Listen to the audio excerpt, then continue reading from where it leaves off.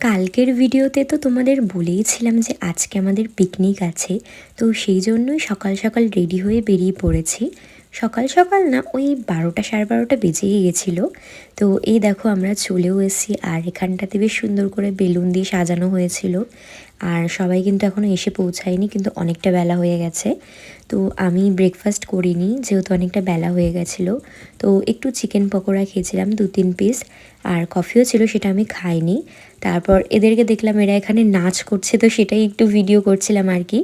আর তারপর আমার চোখে পড়লো যে এখানে ধান ক্ষেত আছে, আর এত সুন্দর লাগছিল না দূর থেকে দেখে। তাই আমি চলে এসেছিলাম একটু ফটো আর ভিডিও তোলার জন্য। তো তারপর আমি একটু বেরিয়ে পড়েছিলাম চকলেট খাবো বলে।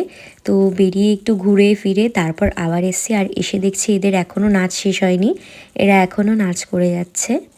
তারপর কিন্তু আমরা লাঞ্চ করতে বসে পড়েছিলাম, আর আজকের লাঞ্চে ছিল ভেজ ডাল, ঝুরি আলু ভাজা, স্যালাড।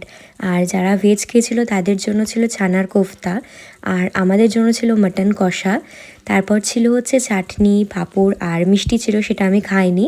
আর আমরা খেতে খেতে দেখলাম ওরা ওখানে মাইক নিয়ে মানে আমাদের হাসাচ্ছে, তো আমরাও তাড়াতাড়ি করে খেয়ে উঠে ওদের ওখানে চলে গেলাম। তো ওখানে বেশ কিছুক্ষণ আড্ডা মারলাম, তারপর ওরাও খেতে বসে পড়েছিল। আসলে অনেকটা বেলা হয়ে গেছিলো।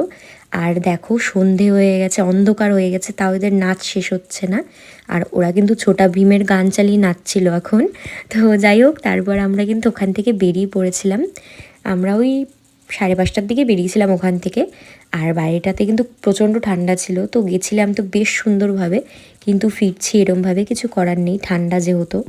আর বাড়ি ফেরার সময় একটা আইসক্রিম কিনে নিয়ে এসেছিলাম বাড়িতে।